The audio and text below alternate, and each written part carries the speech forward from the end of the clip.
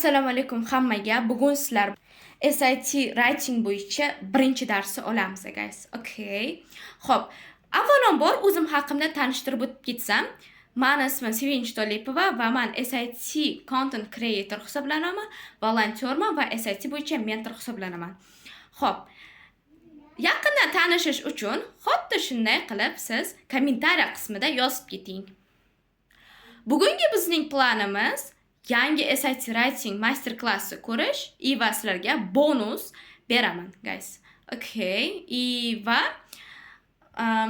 kommentariya qismida faqat ikkita o'quvchi uchun men gift box beraman. Xo'p, bugungi mavzumiz sizlar bilan direct va indirect questions. Xo'p, birinchi bo'lib men direct questionsdan boshlamoqchiman. Bu judalarda informal, ya'ni do'stingizga gapirgandek shuni gapirasiz. Misol uchun, what are you doing? Who are you? Are you in a good position? Do you know her? Va sizlarga hozir mashq bermoqchiman. Mashqni ko'rishingiz mumkin.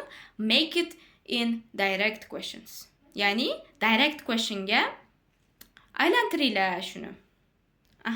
Pauza qilamiz va buni bitta yechib ko'ramiz, guys.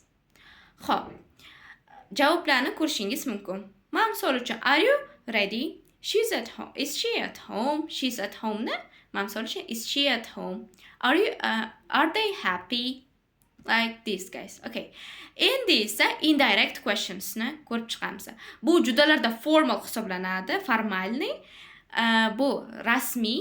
Misol uchun bizlar shunaqangi shablondan foydalanamiz. Misol uchun, could you tell me? Would you like to tell me? Can you explain? Please explain dan foydalanamiz. Misol uchun exerciselar uchun, ya'ni mashqlar uchun indirect questionsga o'tkazgansizlar. When does the lesson start? Where is the bank? Where are you going? Just pause the video and answer, guys. Ko'rishingiz mumkin bu javoblari misol uchun can you tell me ni o'rniga yana boshqa what ekvivalentlarni ishlatishingiz mumkin. Can you tell me where is the lesson starts bo'lmaydi misol uchun.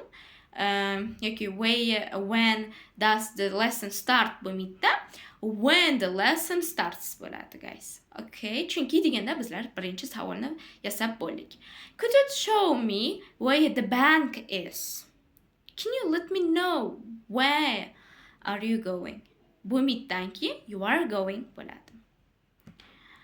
Okay, bonuslarni olish uchun sizlarga link ko'rishingiz mumkin. Va ikkita writing bookni men sovg'a qilaman, faqat kommentariya qismida. Kim topsa.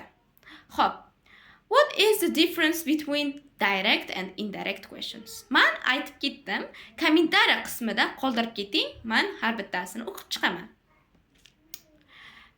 Va xulosalaringizni anshu darsga yozib ketinglar. Ikkinchi video chiqishi uchun obuna bo'lishni unutmang shu kanalda. Va like bosishni ham unutmang. Thank you so much. Goodbye everyone. Take care, guys. Bye. Take care.